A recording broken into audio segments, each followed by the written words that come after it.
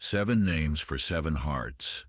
Sarah Martinez pulled her weathered Honda into the gravel driveway of the old Victorian house, its paint peeling like sunburned skin.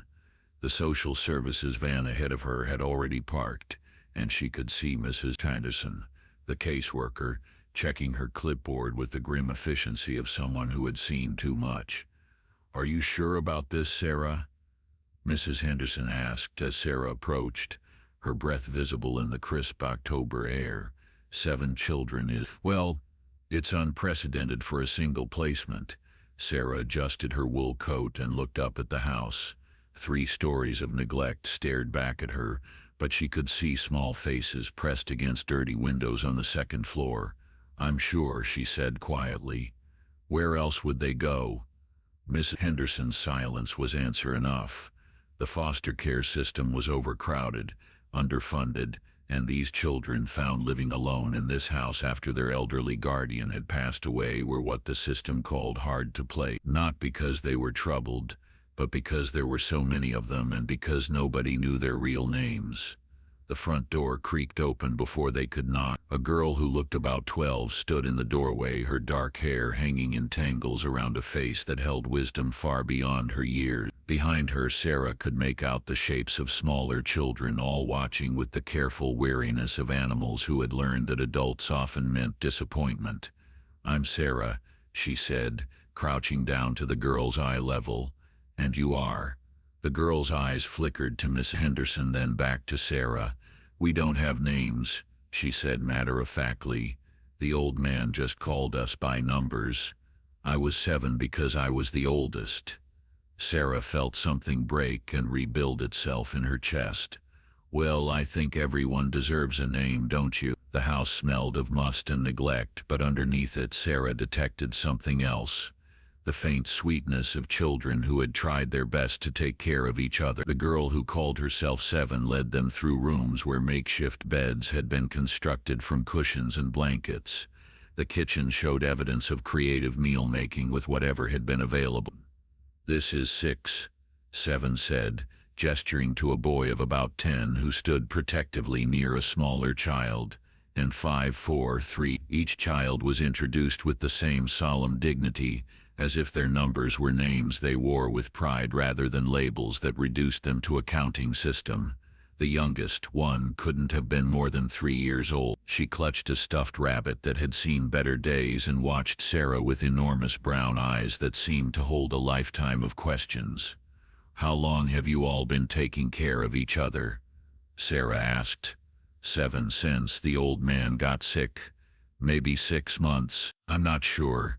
Time gets," she shrugged, a gesture too adult for her young shoulders. Mrs. Henderson was scribbling notes, calculating sleeping arrangements and state requirements, but Sarah was seeing something else entirely. She was seeing a family that had already formed itself, held together by necessity and love and the fierce determination of children who refused to be separated. "Mrs. Martinez," Mrs. Henderson said, "I need to be clear about what this entails. 7 children means 7 sets of medical needs, educational assessments, therapy requirements. The state will provide assistance, but the daily reality—" "I understand," Sarah said, though she was looking at 2, a little girl of about 5 who was showing 3, a boy slightly older, how to tie his shoes. "When can they come home with me?" The next 3 weeks were a whirlwind of paperwork, home inspections and preparation. Sarah worked extra shifts at the hospital where she was a nurse, saving every penny for beds, clothes, and the countless things that 7 children would need. Her small apartment was clearly inadequate, but she found a rental house with 4 bedrooms and a large kitchen where a family could spread out and breathe. The day the children moved in, Sarah had prepared a special dinner. Not fancy spaghetti and meatballs, garlic bread and a salad, but made with care and served on mismatched plates that somehow made everything feel more like home. As they sat around the table, Sarah cleared her throat. "I've been thinking about something," she said. 7 told me you don't have names, only numbers. But I believe that names are important. They're the first gift we give someone. The first way we say you matter, you belong, you are seen." The children looked at each other, a silent communication passing between them. Would you like to choose your own names? Sarah continued. Or would you like me to suggest some? We could even keep your numbers if that's what feels right to you. 7, who would always be 7 in Sarah's heart, no matter what name she chose, spoke first. I've always liked the name Maya, she said quietly. I read it in a book once. Maya, Sarah repeated, letting the name settle in the air between them. That's beautiful. Maya means illusion in Sanskrit, but it also means mother in Nepali. It suits you perfectly.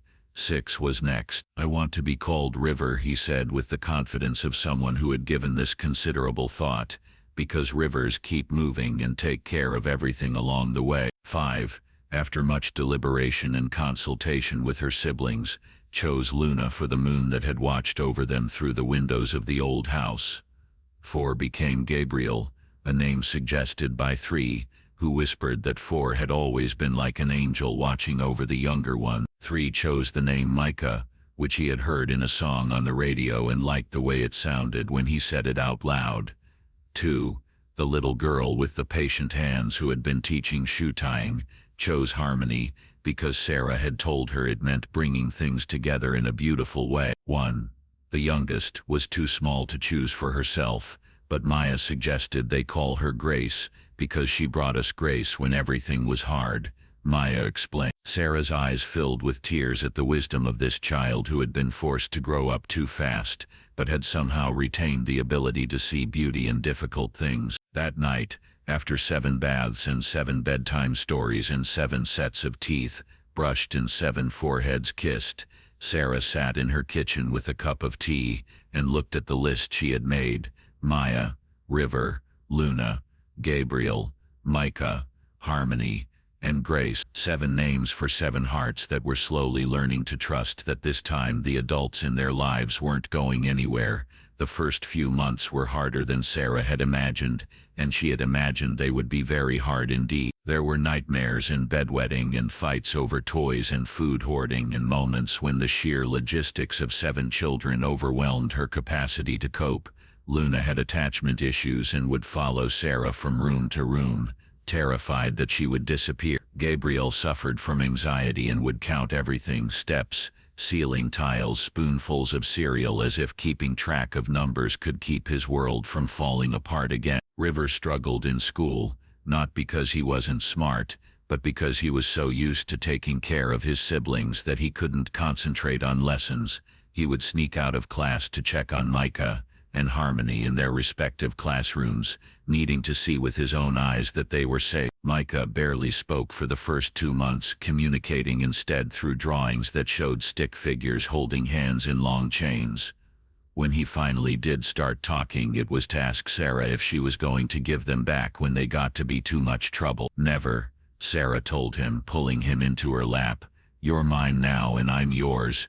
That's how families work. We don't give each other back. Harmony was a perfectionist who tried to anticipate Sarah's needs before Sarah even knew she had them, bringing her coffee, straightening cushions, offering to help with tasks that were far too complex for a 6-year-old. It took Sarah weeks to realize that Harmony was trying to earn her place, to make herself so useful that Sarah wouldn't be able to imagine life without her. And Grace, sweet baby Grace, had never had a mother, had barely had adequate care, and was learning for the first time what it meant to be cherished, simply for existing.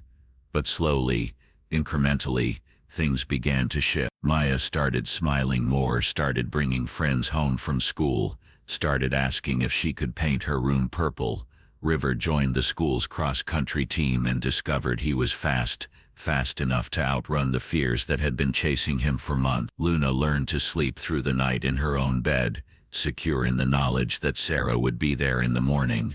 Gabriel's counting evolved from anxious compulsion to genuine mathematical interest. His teacher recommended him for the gifted program, and he started talking about wanting to be an engineer. Micah's drawings became more elaborate, showing not just stick figures holding hands, but houses with gardens and trees with swings and families having picnics under sunshine. Harmony learned to accept help instead of only offering it, learned that she was valuable for who she was, not just for what she could do. And Grace grew into a chattering, curious toddler who called Sarah Mama, and believed with the absolute certainty of a child who has never known anything else, that she was loved beyond measure. The transformation wasn't just in the children. Sarah found herself becoming someone she had never imagined she could be. She had always thought of herself as competent but unremarkable, a good nurse, a reliable friend, but not particularly special. But love, she discovered, was a superpower that grew stronger the more you used it. The more she poured into these 7 children, the more she seemed to have to give. She learned to braid hair in 7 different ways because each girl had different preferences. She became an expert at making birthday cakes because she was determined that each child would have the kind of birthday party they had never had before. She mastered the art of the family meeting, where 7 children could voice their concerns and work together to solve problems. The first time Maya called her mom instead of Sarah, she was helping Gabriel with a math problem, while simultaneously stirring dinner and listening to River practice his presentation for history class. The words slipped out casually, without fanfare, and Maya immediately looked stricken, as if she had overstepped some invisible boundary. "Is that okay?" Maya asked, her old wariness creeping back into her voice. Sarah set down the wooden spoon and turned to face her eldest daughter, because that's what Maya was now, had been from the moment they sat around that first dinner table together. "Maya," she said, "I have been waiting my whole life for someone to call me Mom. There is nothing in this world that could make me happier." The adoption papers were finalized on a Tuesday in spring, exactly 1 year after the children had come home. Sarah had wanted to make it a celebration, but she also wanted to acknowledge that this day was complicated for the children, a legal confirmation of belonging, but also a final closing of the door on the family they had been before. They went to the courthouse dressed in their best clothes, 7 children and 1 mother, holding hands in a long chain as they walked up the steps. The judge, a kind woman with silver hair and laugh lines around her eyes, spoke to each child individually, asking if they understood what adoption meant, if this was what they wanted. "It means we get to stay together," Luna said when it was her turn. "It means we're a real family now." "You were already a real family," the judge said gently. "This just makes it official." After the ceremony, they went out for ice cream, a tradition that Sarah promised they would repeat every year on this day. As they sat around a too small table at the local ice cream parlor, 7 children and 1 mother sharing sundaes and laughing at Gabriel's jokes, Sarah realized something profound. She had come to this story thinking she was rescuing these children, but they had rescued her right back. That evening, as she tucked Grace into bed, the little girl looked up at her with serious eyes. "Mama," she said, "what's a story?" Sarah smoothed Grace's hair back from her forehead. "A story is what happens when people's lives connect and create something beautiful together," she said. "Like our family, we're all different characters, but together we make one story." "What kind of story are we?" Grace asked. Sarah thought about it for a moment. About 7 children who had been reduced to numbers and were now individuals with names and dreams and futures stretching out before them like ribbons of possibility. She thought about herself, a single woman who had somehow become a mother to 7, who had discovered that love multiplied rather than divided when shared. "We're the kind of story," Sarah said finally, "where everyone gets to belong." Years passed. Maya went to college on a scholarship and studied social work, determined to help other children who had fallen through the cracks of the system. River became a teacher and coach, channeling his protective instincts into helping young people reach their potential. Luna studied art therapy, using her own experience of healing to help others process trauma through creativity. Gabriel did become an engineer, designing bridges that connected communities separated by rivers and valleys. Micah grew up to be a writer, telling stories about found families and the healing power of belonging. Harmony became a nurse like Sarah, choosing pediatrics because she understood how much it meant to children to have someone who truly saw them.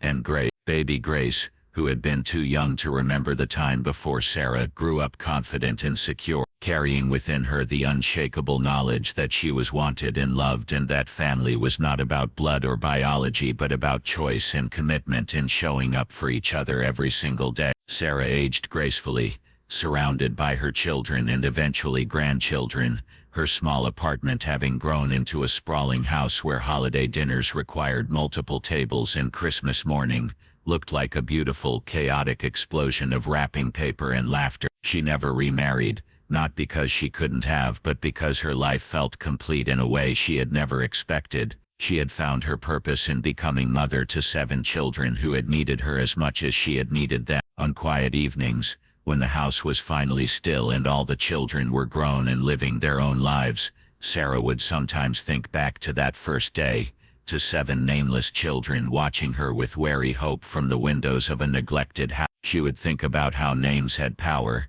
how belonging was a choice, how families could be made as well as born. She had given them names, but they had given her something even more precious. They had given her the story she was meant to live, the purpose she was meant to serve, the love she was meant to share. In the end, Sarah Martinez understood that she hadn't just become the story that 7 children finally belonged to. They had all become each other's story, a narrative of hope and healing, and the extraordinary power of ordinary love to transform lives. And in that story, everyone had a name, everyone had a place, everyone belonged. The house still stands, though Sarah is gone now and the children are all adults with children of their own. But sometimes neighbors say you can still hear the echo of laughter from the kitchen, the sound of 7 voices calling mom. From different rooms, the whisper of bedtime stories being told and retold, the quiet promise that some families are not born but chosen, not inherited but created, not given but earned through the daily practice of love. Maya keeps Sarah's recipe box now, and every year on the anniversary of the adoption, all 7 siblings gather with their own families to share spaghetti and meatballs around a table that has to be extended with several leaves to accommodate everyone. The newest generation of children, Sarah's grandchildren and great-grandchildren, listen with wide eyes as the story is told again, how their grandparents were once children with numbers instead of names, how a single woman with a big heart became their mother, how love really can multiply instead of divide, and Grace, now a mother herself, always ends the story the same way Sarah used to. We're the kind of story where everyone gets to belong. The circle continues, love passing from one generation to the next, each child learning that family is not about where you come from but about who claims you, who sees you, who says your name with love and means it when they promise to never let you go. In a world that often forgets its most vulnerable children, Sarah Martinez remembered 7. She gave them names, but more than that, she gave them the unshakable knowledge that they mattered, that they were seen, that they belonged to someone who would fight for them, celebrate them, and love them unconditionally. That is the kind of story that changes everything. That is the kind of love that echoes through generations. That is the kind of belonging that every child deserves. 7 children, 1 mother. A story of becoming, of naming, of choosing each other every single day, until choosing becomes as natural as breathing, until family becomes not just a word but a promise, a place, a home. They became each other's story, and that story, like all the best stories, had no ending, only new chapters, new generations, new children learning that they too could belong to something beautiful, something lasting, something that would never let them go.